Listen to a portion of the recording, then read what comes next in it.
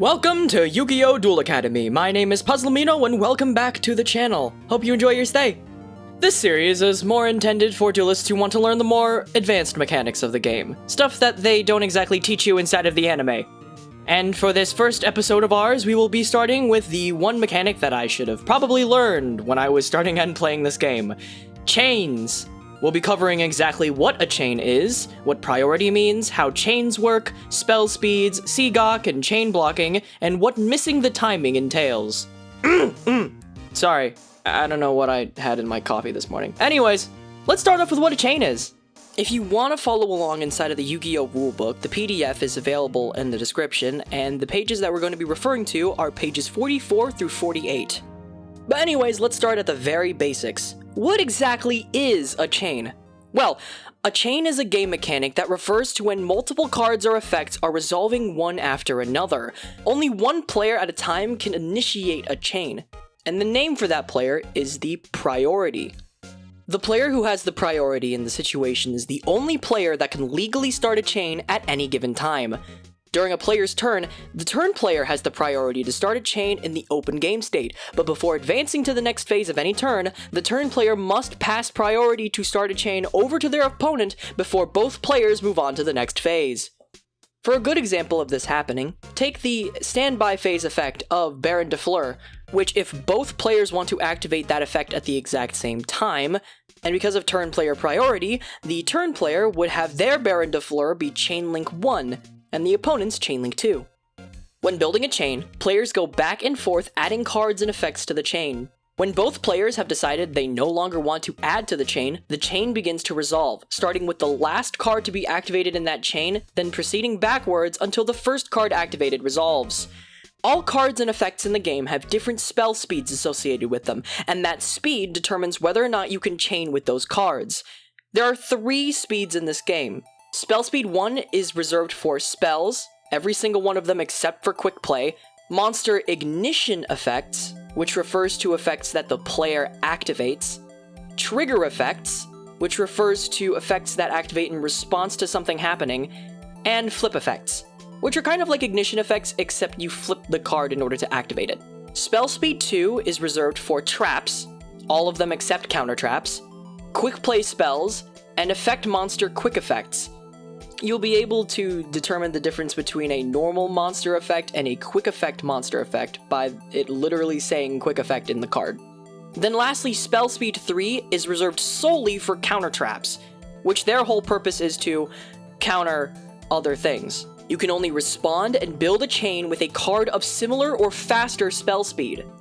To give you a brief analogy on how this whole thing is supposed to work, imagine every spell speed as a different type of motorcycle, and the chain as a racetrack. Spell speed 1 is the green flag. It starts the race, but the guy waving the flag is on like a pedal bike or something. Spell speed 2 is a street bike, the main thing you're going to be seeing inside of this race of ours. And then spell speed 3 is a duel runner, able to go ludicrously fast and is only countered in kind with another duel runner. The motorcycle that makes it to the finish line first is the first to resolve in the chain, and you can only add to the race a bike that meets the speed minimum. When the pedal bike crosses the finish line, the race is over and the game state goes back to open before another card is activated and a new chain can begin. Now, that covers the basic mechanics on how a chain works, but that's not every single mechanic tied to chain links. For example, SEGOC.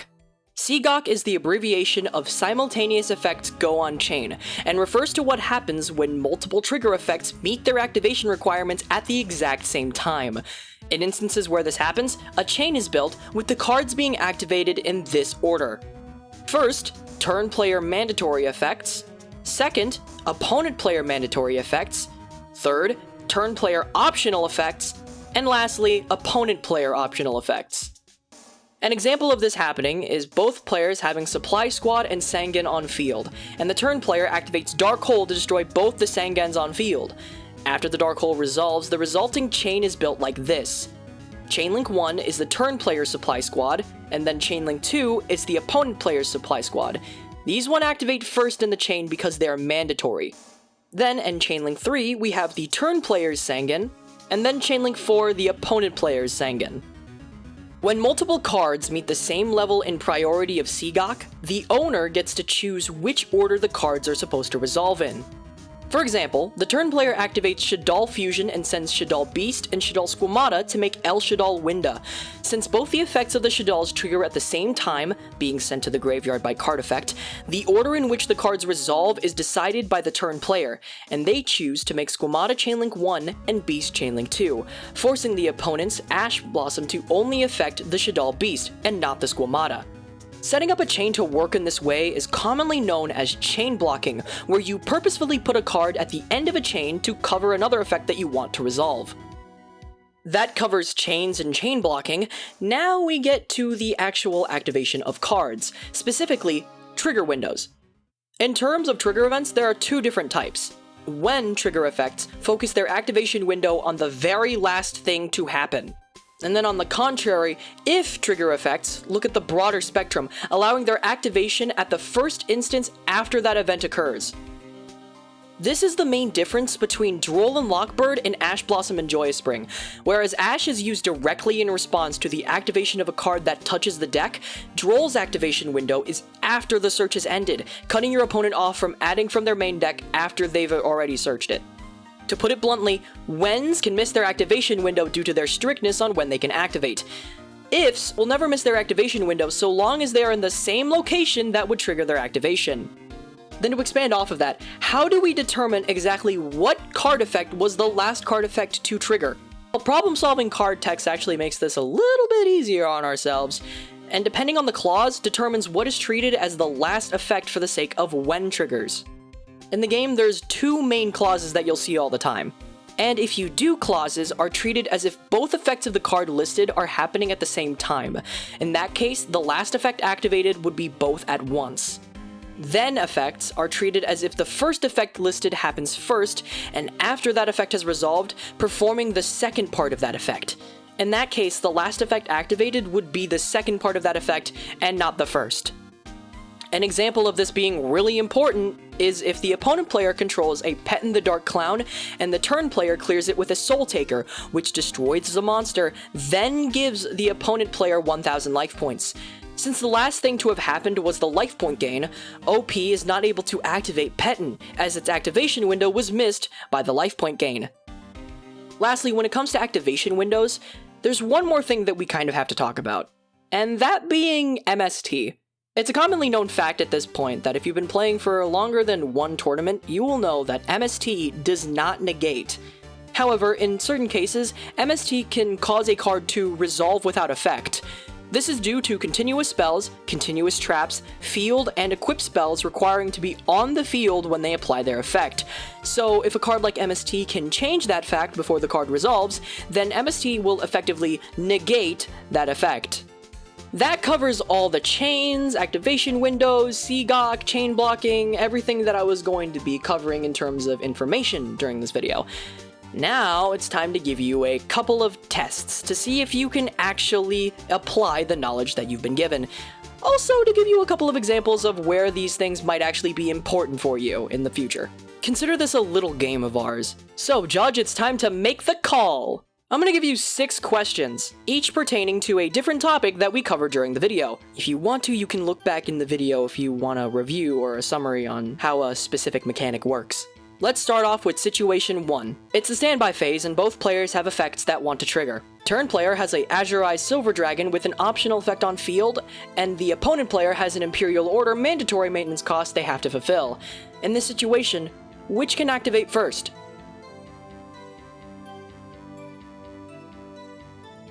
If you said Azurized Silver Dragon, you'd be right.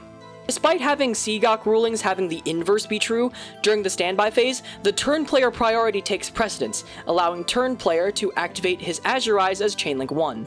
Question number 2. Turn player activates Sky Striker Mobilize Engage, and the opponent player responds with a Dark Bribe. The turn player then attempts to chain Ash Blossom and Joyous Spring due to the effect of Dark Bribe, including the part where they're supposed to draw a card. He's ashed other similar effects before, like with Book of Eclipse, so why doesn't this work?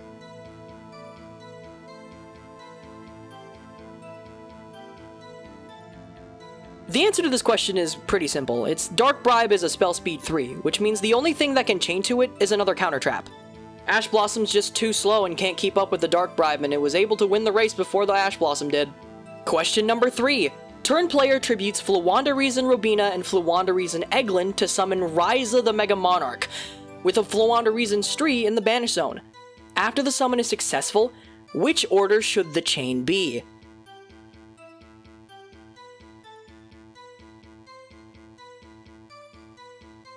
The answer is Ryza as Chainlink 1 and Stree as Chainlink 2. Ryza is a mandatory effect, so it takes precedence and activates first. Then the optional Stree effect is able to activate next. Question 4. The turn player has a format Yugioh on field and decides to use its effect to special summon an Apprentice Illusion Magician under one of the arrows Yugioh points to. From there, a new chain begins, and turn player decides to activate Apprentice Illusion Magician as Chainlink 1 and Yugioh as Chainlink 2. In this instance, why can't the opponent player activate Ash Blossom and Joyous Spring to negate Apprentice Illusion Magician, but can activate Effect Veiler to do effectively the same thing?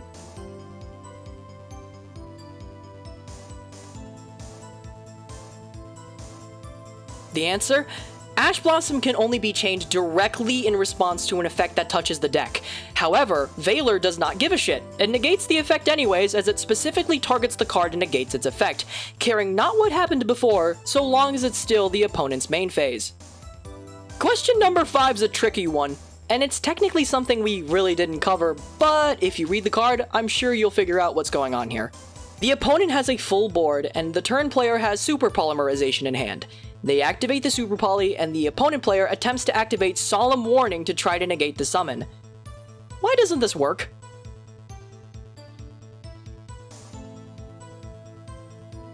Well, if you direct your eyes at the very last part of Super Poly's text, it reads that it has a clause in the text that says neither player can activate cards and effects in response to the activation of the card. Although poorly named due to the connotation denoting you could possibly chain to it, Super Poly and other cards like it that have similar clauses are called by the community Spell Speed 4, which isn't that good of a name for them because that means you could chain to them a Spell Speed 4 card, or that you could use them in response to a counter trap. There really aren't any good names for these kinds of cards, and wouldn't have been a problem if it weren't for the fact that this phrasing is showing up more often in card texts. Here's the last question, and it is needlessly tricky for no reason. Just remember the fundamentals and you'll be just fine. Question 6. Turn player triggers the effect of Altergeist Multifaker to special summon from the deck. The opponent player then chains Ash Blossom and Joy Spring in response to the activation. Then turn player chains Altergeist Protocol, choosing to activate the effect and sending the Multifaker to negate the effect of Ash Blossom. Pretty smart, as that would ensure cards like Effect Veiler and Infinite Impermanence couldn't stop the Multifaker, as they require the target to be on the field to apply their effects. What turn player wasn't expecting, however, was the opponent player to then flip over Mystical Space Typhoon targeting the Protocol. How does this chain resolve?